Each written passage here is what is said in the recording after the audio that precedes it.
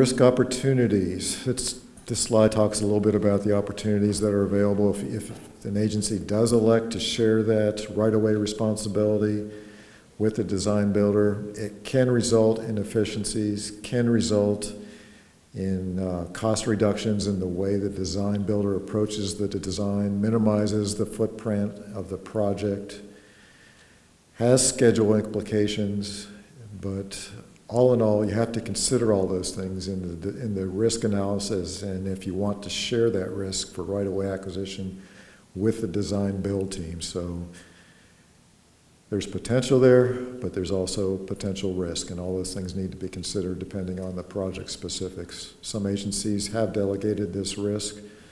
South Carolina DOT had a parkway project that went out to the shore. I can't remember the exact name of it, but they delegated all right-of-way acquisition to the design builder. Their report said it resulted in efficiencies. I don't know about claims or issues with properties that might not have been acquired appropriately, but it's always an issue. It's a possibility. Utilities. This is an issue of risk in every state.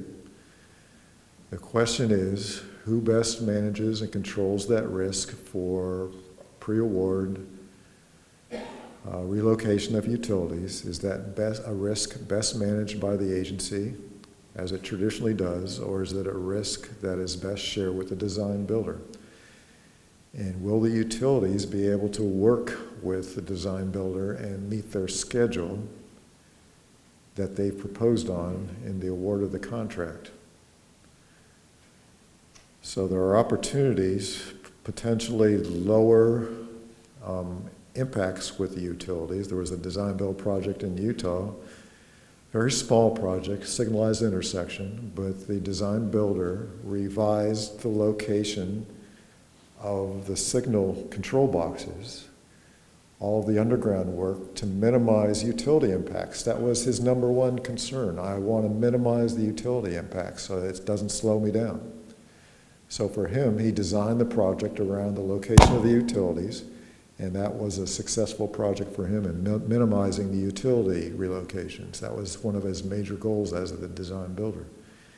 So there are certain benefits and efficiencies to giving the utility relocation work to the design builder. Other times, depending on the nature of the utility industry and the relationships that have already been formed in that state, it might not always be that case to have the industry making those schedule commitments with the utilities. What's TDOT's experience been with the utilities in your states? Do they follow through with their schedules and commitments when you enter into a utility agreement? Are they always on schedule? Yeah. Some better than others, right? Yeah. Others not so much so. And if you're the design builder committed to a schedule that has an A+B contract and you're waiting for the utility to move a few poles that are on the critical path, how does that affect the way you propose on the project? So yeah, that's a risk, a huge risk, and needs to be considered in the development of the RFP, whether you want to share that with industry or not. States have done this in various ways. I mentioned the I-15 project in Utah. They had over 100 utility relocations that were done by the design builder and scheduled by the design builder. So there is no magic bullet, no silver bullet, and the typical answer is it depends. Is this a risk you're willing to share with the industry in the proposal process, and a risk that they're willing to put their price with, or is it something that's best managed and owned by the owner? How about environmental risk, migratory birds and other wildlife? Is this an issue in Tennessee? Do you all have the long-eared bat here? The Indiana bat. I've never heard of the Indiana bat till just last year, but I've come to understand it has a huge impact on state DOT scheduling and letting, right? Could you explain to me exactly what has to happen before a project can go forward with regarding the long-eared bat?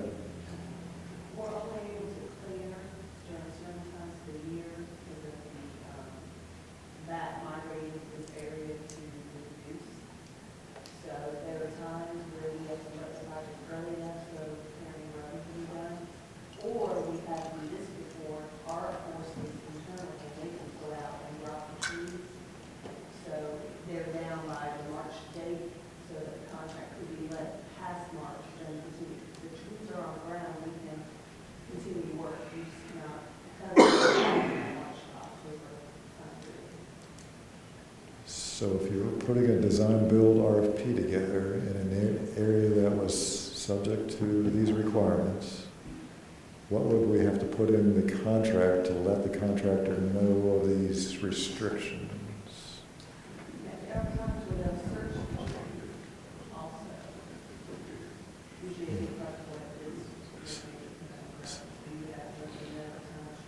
So time restraints, construction windows, when they could and couldn't do certain operations, they would have to develop their schedule around these time windows? We do have season limitations. So they would do a survey between maybe 13 and that survey determined if there was no presence, then the project would go on. If there was a presence, then yes, there would be conditions regarding the cutting of those trees. Okay. Alternatively, we could go to a conservation fund for not cutting those trees. So that would be the third one. Yeah, the survey would give us more information, but that has to be done between May 15th and August 15th. Okay. Just a thought, as I said, this is a new issue to me, but one of our states, I think it's Wisconsin, has an IDIQ contract to prepare with windows for the long-eared bat. So they have an ID construction contractor on board.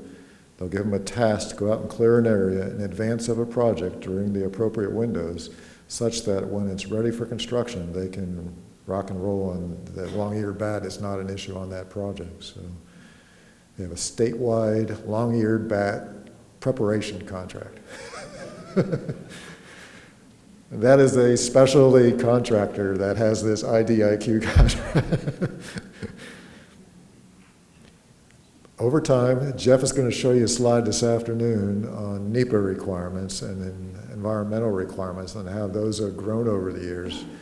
But that is a concern in the state DOT's project delivery and development process, that all these things need to be considered in the development of the RFP, how you're timing the procurement process, the contract restrictions, the window restrictions, hazardous materials. These are all things that need to be considered in the development of that RFP.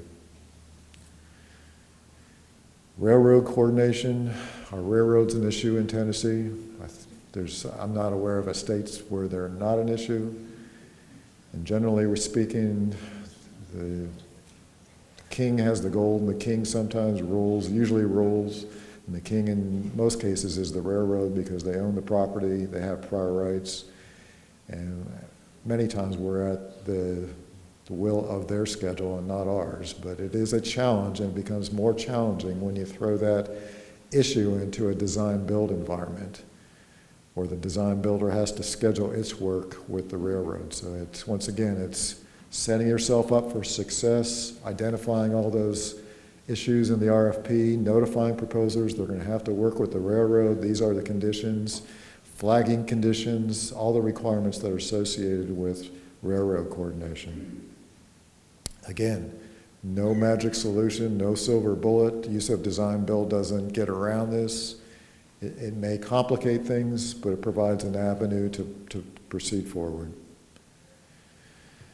Other third-party risks could be local jurisdictions. In Minneapolis and Minnesota that I just mentioned, Minneapolis has a very high input into what MnDOT does within the city limits. So there's something called municipal consent in Minnesota, where the state agency has to get the consent or concurrence of the city before they build a project in their area, not only in the TIP, the STIP, the planning phase, the NEPA phase, but also in the design and construction of the project. Does Tennessee have similar laws where locals have significant input in what you do? Yes, no, maybe so. Okay, maybe it's not an issue here in Tennessee like it was in Minnesota, but design build allows you to work some of that into your procurement process and recognize that in the award of the contract.